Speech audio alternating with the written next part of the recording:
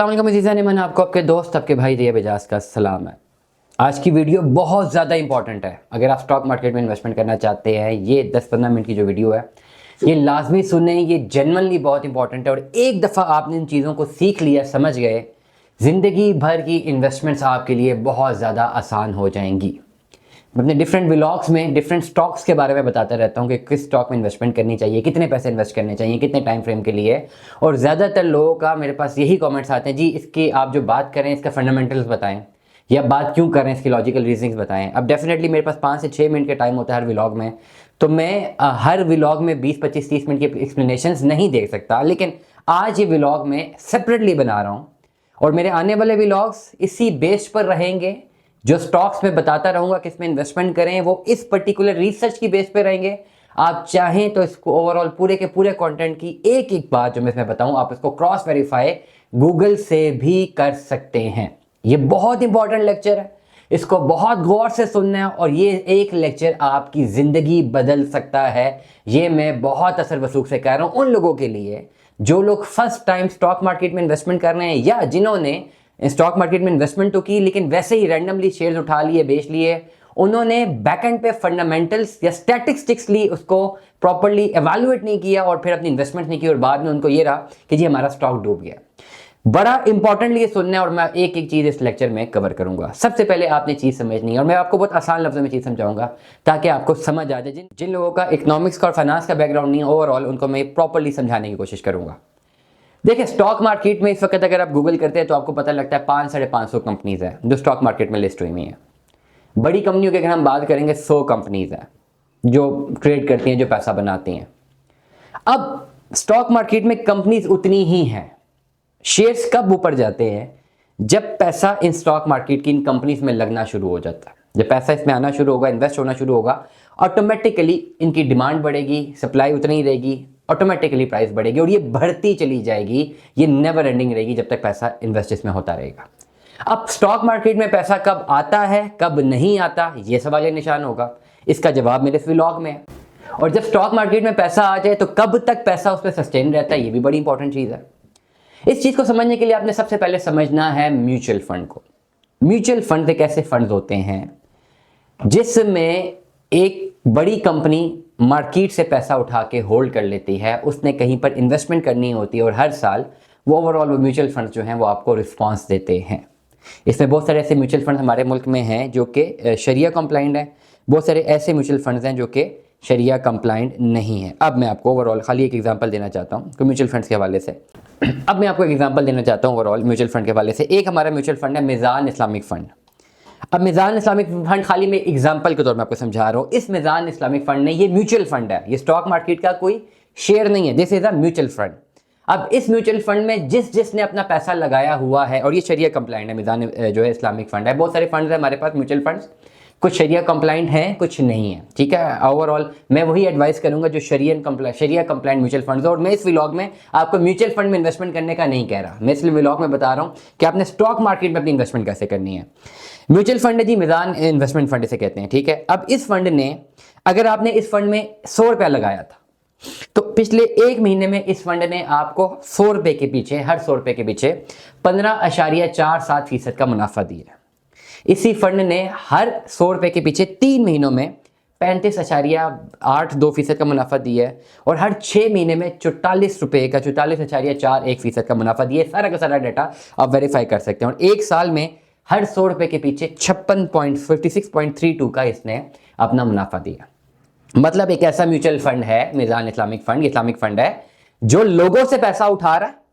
और अगर आपने इस पे अपना पैसा इन्वेस्ट किया है, लेट अस सपोज 100 रुपये इन्वेस्ट किया, तो एक महीने तक इन्वेस्ट किया तो 15 रुपये मिला, और एक साल तक इन्वेस्ट किया है तो 100 रुपये के पीछे आपको 50 रुपये अप्रॉक्सीमेटली फिगर्स मिले हैं। अब इस म्यूचुअल फंड ने किया क्या? इसके पास कैसी चीज़ है कि इसके पास पैसे आए और एकदम से इसने पैसे आपको रिटर्न की सूरत में दे दिए? ये एक सवालिया निशान है। अब इस चीज़ को यहाँ पे रोकेंगे, एक और चीज़ मैं आपको समझाने लगूँ, क्योंकि आने वाले व्लॉग में जैसे आगे जाता रहेगा सारी चीज़ें इसमें हम इसको ओवरऑल कंपैरेटिवली बताएंगे कि कौन सी चीज़ किससे लिंक करती है। अब तीसरी चीज़ है बड़ी इंपॉर्टेंट कि हमारे मुल्क में इंटरेस्ट रेट क्या होता है, शरह सूद।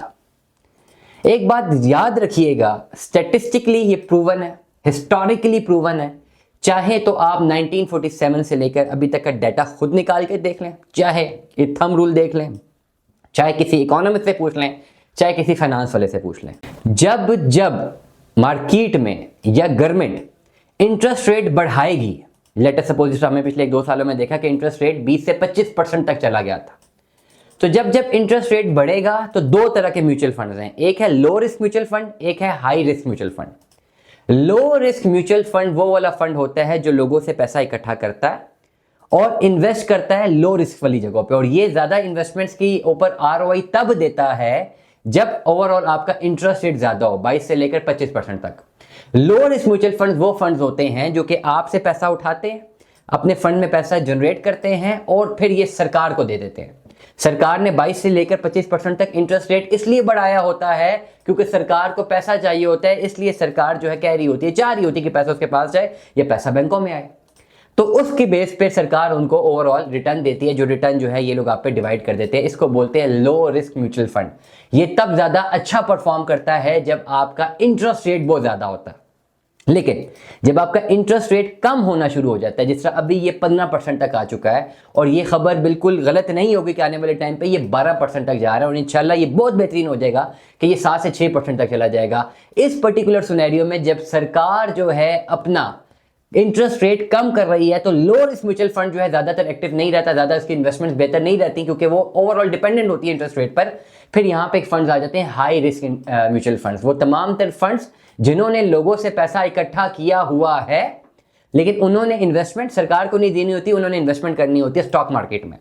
अब स्टैटिस्टिकली प्रूवन है, हिस्टोरिकली प्रूवन है, थंब रूल्स हैं, भले किसी इकोनॉमिस्ट से पूछें, भले किसी फाइनेंस वाले से पूछें, कि जब जब इंटरेस्ट रेट नीचे आता है, ये जितने भी फंड्स होते हैं म्यूचुअल फंड जो कि हाई रिस्क म्यूचुअल फंड होते हैं, इनका सारा का सारा पैसा स्टॉक मार्केट में जाता है। ये सिंपल और ओवरऑल डेटा से प्रूव हो रहा है। हम आप कोशिश करेंगे जितना हम एविडेंस साथ लगा सके लगा देंगे। ये बात अगेन मैं रिपीट कर रहा हूं कि जब जब mutual fund, high risk mutual fund ज्यादा तब एक्टिव तब होता है, ज्यादा पैसा तब बनाता है जब आपका इंटरेस्ट रेट नीचे जा रहा होता है। जब इंटरेस्ट रेट नीचे जाता है, सब भी नीचे जा रहा है, 15% पे आ चुका हुआ है, ओवरऑल इंशाल्लाह एक्सपेक्टेड है कि 12% तक जाएगा।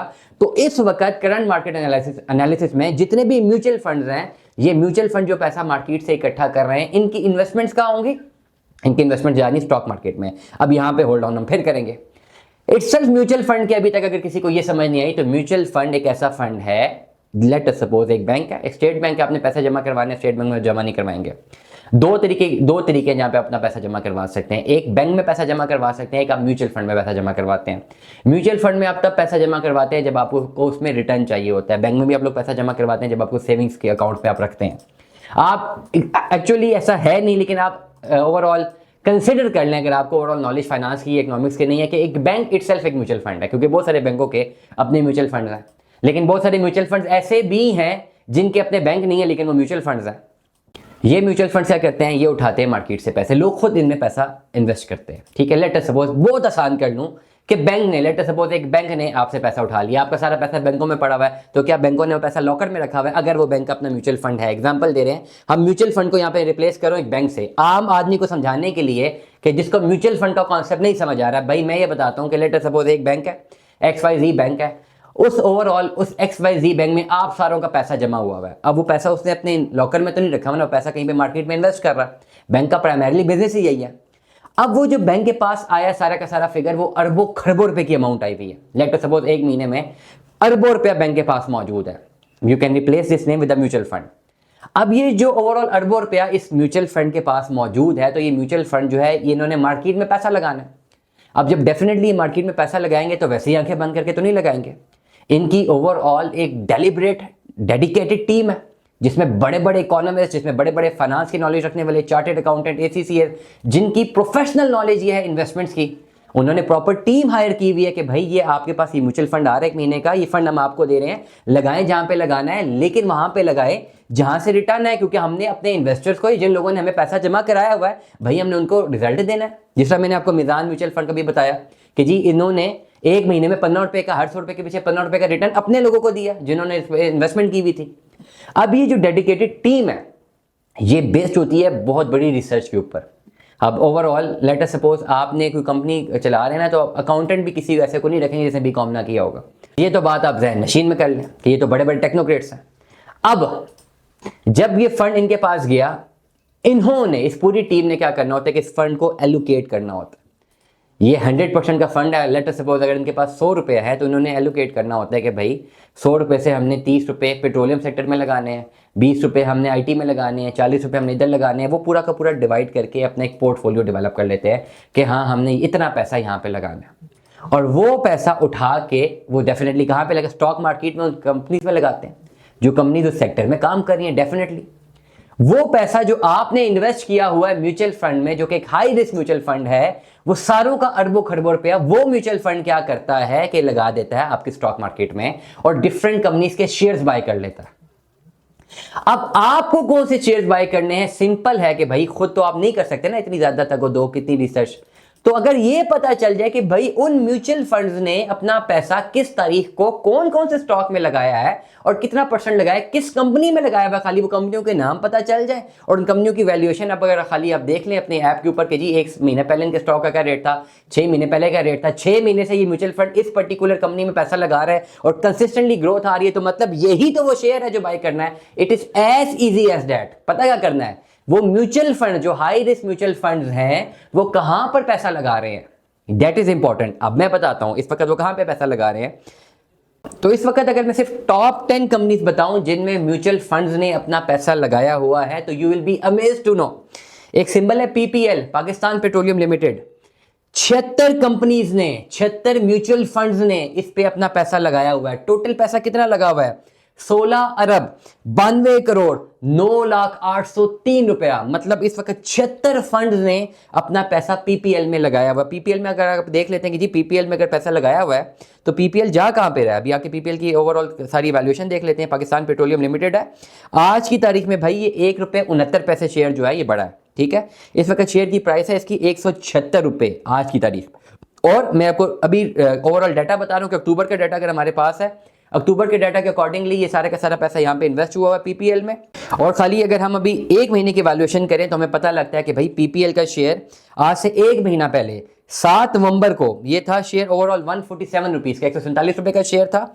और आज की तारीख में ये शेयर 174 रुपये पे है, 176 पे भी गया था, थोड़ा सा गिरा है। आज की तारीख में ओवरऑल 1.69 ये ओवरऑल प्रॉफिट पे गया है। और ये इसमें चेंज आ रहा है, ये इतना ओवरऑल ड्रेस्टिक चेंज क्यों आ रहा है, ये 147 से लेकर 174 रुपये में क्यों गया है, क्योंकि इस पीपीएल में 72 कंपनियों के म्यूचुअल फंड्स ने अपनी इन्वेस्टमेंट्स की हुई हैं। और डेफिनेटली वो जिन लोगों ने इन्वेस्टमेंट्स की हुई हैं अपने फंड्स की, उन्होंने खाली इसलिए नहीं की हुई कि खाली इन्वेस्ट कर देते हैं तो चलो ऊपर चला जाएगा। उन्होंने डेफिनेटली इस पूरी की पूरी कंपनी की ओवरऑल सारी की सारी स्टैटिस्टिक्स, सारी नॉलेज, सारी फ्यूचर फोरकास्टिंग, कंपनी की स्ट्रेंथ, सब कुछ को एनालाइज करके ही अपना पैसा यहाँ पे लगाया है, वरना अरबों रुपए यहाँ पे कोई भी नहीं लगा सकता। 16 अरब अप्रॉक्सीमेटली 16.5 अरब रुपए म्यूचुअल फंड्स का यहाँ पे कलेक्टिवली इन्वेस्ट हुआ है पीपीएल में। और टोटल 76 कंपनी से इसमें इन्वेस्टमेंट की हुई है। दूसरा स्टॉक है ओजीडीसी का, इसमें भी नंबर ऑफ फंड्स 76 हैं, जिसमें 16 अरब 74 करोड़ 15,09,113 रुपए इन्वेस्टेड हैं। तीसरी कंपनी है लक, LUC के, लकी सीमेंट भी से कहते हैं, 48 नंबर ऑफ म्यूचुअल फंड्स इसमें इन्वेस्टेड हैं। चौथी कंपनी है PSO, जिसमें 48 इसमें भी 48 जो है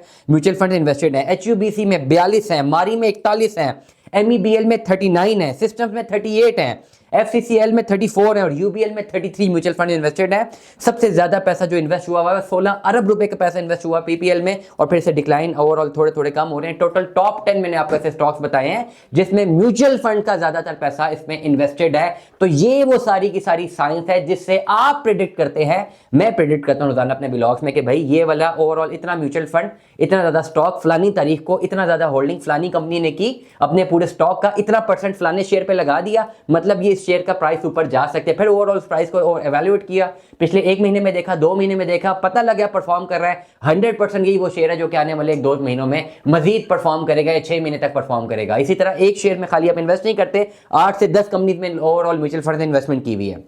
जितने भी म्यूचुअल फंड्स को मैं एवेल्युएट करता हूं, ज्यादातर उनकी मुझे होल्डिंग्स 8 से 10 कंपनीज में नजर आती हैं। अब उसके अलावा इतने म्यूचुअल फंड्स हैं बाकी ओवरऑल अगर बाकी म्यूचुअल फंड्स को मैं एनालाइज करता हूं तो मैं देखता हूं कि वो जो म्यूचुअल फंड इन्वेस्टमेंट कर रहे हैं वो भी सिमिलरली उन्हीं कंपनीज के ऊपर कर रहे हैं जिसमें किसी एक ने की होती है। तो ओवरऑल कलेक्टिवली अगर हम देखें तो 100 कंपनीज ही बन जाती हैं। इन 100 कंपनीज में इन सारे म्यूचुअल फंड ने अपनी इन्वेस्टमेंट करके रखी हुई है।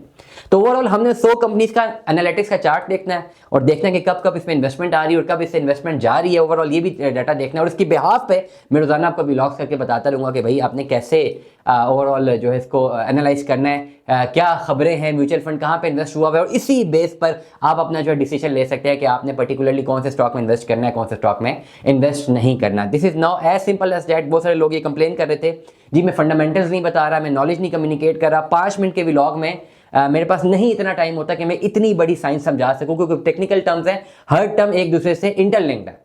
तो ओवरऑल ये सारी की सारी इवैल्यूएशन है। मेरे इसके बाद वाले व्लॉग सिर्फ और सिर्फ स्टॉक बताया करेंगे कि जी फलाने स्टॉक में इन्वेस्टमेंट करें, फलाने स्टॉक में इन्वेस्टमेंट करने के बाद, क्योंकि वो बेस किस बात पे होगा, इसी पर्टिकुलर पूरे व्लॉग की बेस पे होगा जो मैंने बताया, इस पूरी रिसर्च की बेस पे होगा। आप चाहें तो अपनी ओवरऑल मेरी सारी की सारी इंफॉर्मेशन आप जो है क्रॉस वेरीफाई कर सकते हैं। दुआ में याद रखिएगा, अपना बहुत सारा ख्याल रखिएगा। स्टे ट्यून्ड, अल्लाह हाफ़िज़।